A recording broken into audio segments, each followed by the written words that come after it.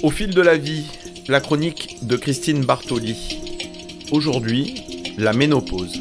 À peine sortis du berceau, nous sommes allés faire un saut au boulevard du temps qui passe, en scandant notre ça ira contre les vieux, les mous, les gras, confinés dans leurs idées basses. Cette étape de la vie d'une femme donne lieu à toute une gamme d'émotions diverses.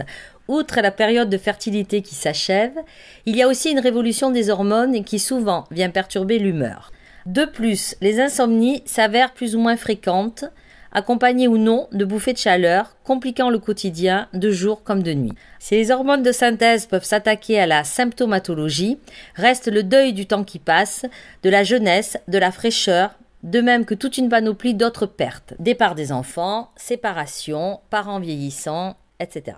C'est particulièrement à cet égard qu'une écoute bienveillante peut soulager la personne vivant douloureusement cette période. Parfois, pour éviter d'envahir ses proches avec ses problèmes, la personne garde pour elle des émotions qui gagneraient à être verbalisées. Le ou la thérapeute est habilité à entendre sans jugement, sans a priori, en toute neutralité. Face à la ménopause, une aide psychologique peut aider à traverser cette étape de vie difficile. Pourquoi cette période est-elle si difficile ? Parce qu'elle interroge intimement notre rapport à la maternité et à la féminité. Cette période ne peut être traversée que de manière singulière. La ménopause standard, ça n'existe pas.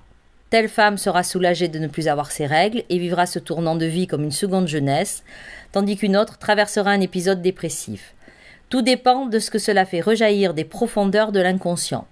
Le deuil de la maternité, la peur de sa propre finitude, la difficulté de dissocier la procréation de la sexualité.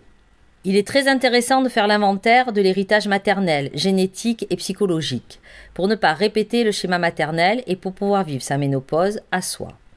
On constate que les femmes sont de plus en plus désireuses de se prendre en main. À 50 ans, elles ont conscience d'être au milieu de leur vie et cette maturité leur permet d'œuvrer activement à leur propre épanouissement personnel. Mais bien sûr, il faut s'en donner les moyens. S'en donner les moyens, cela passe par s'informer précisément sur les changements physiologiques et psychologiques que la ménopause entraîne. Plus on est dans la réalité, moins on offre de prise au fantasme et moins on dramatise. On observe que les femmes qui prennent soin d'elles et ne négligent pas certains changements intimes traversent cette période en conquérantes, sans perdre une once de leur féminité à l'intérieur de soi et en apparence.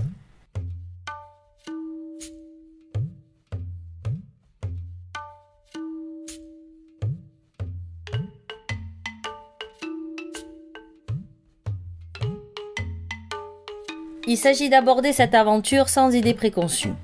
Elle ne sonne pas le glas de la féminité. Au contraire, une fois libérée de la maternité, on peut enrichir sa sexualité, accéder à une communication charnelle plus intense et plus sereine. Dans un couple, une ménopause bien vécue par la femme ne pose aucun problème à l'homme. La féminité dissociée de la maternité peut même lever des inhibitions inconscientes chez certains. Sentir son corps et son sexe vivants, oser vivre sa vie sexuelle de femme, cela se décide. C'est donc à elle qu'incombe la tâche de s'affranchir des préjugés culturels et de faire de la ménopause une étape personnelle et épanouissante. Alors Christine Bartoli, que peut-on faire pour passer le cap ? La ménopause correspond à l'arrêt du fonctionnement des ovaires et survient en moyenne entre 40 et 55 ans. Il me semble qu'il y a 3 grands axes. Le traitement médical, qui est à voir avec le médecin ou le gynécologue. Les médecines douces, l'acupuncture, l'homéopathie, la phytothérapie, la relaxation et bien sûr la kinésiologie pour travailler sur tout l'aspect émotionnel. Enfin, faire de l'exercice physique permet d'évacuer la tension nerveuse, de limiter la prise de poids, mais également de diminuer les bouffées de chaleur et autres troubles. En tout cas, une chose est sûre, la traversée de cette période difficile peut se faire malgré tout dans les meilleures conditions possibles.